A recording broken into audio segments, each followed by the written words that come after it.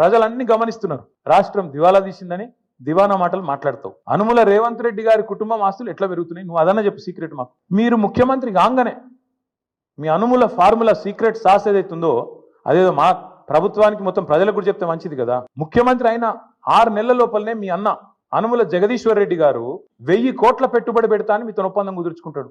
స్వచ్ఛ bio అనే company వస్తుంది, 1000 కోట్ల పెట్టుబడి పెడతాను ఆయన ముంగట్టుకొస్తాడు.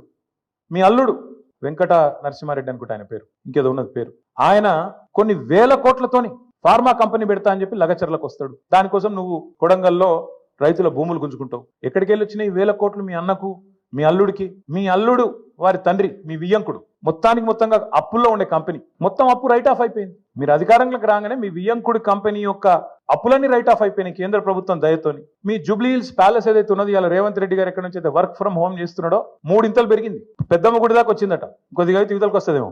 2000 ఎకరాలు కొన్నాడు 4th సిటీ దగ్గర. మొత్తం వెల్దండ నుంచి మొదలు పెడితే 4th సిటీ దాకా 2000 ఎకరాలు వీళ్ళ బినామీలు వీళ్ళ కుటుంబ ఆస్తులు పెరిగినాయి. నీ అల్లుడు ఆస్తి పెరుగుతుంది, నీ బామ్మర్ది ఆస్తి పెరుగుతుంది, నీ కొండలరెడ్డి ఆస్తి పెరుగుతుంది, తిరుపతి రెడ్డి ఆస్తి పెరుగుతుంది, నీ వియంకున అప్పులు రైట్ ఆఫ్ అవుతాయి, నీ ఇల్లు 3 ఇంతలు పెరుగుతుంది.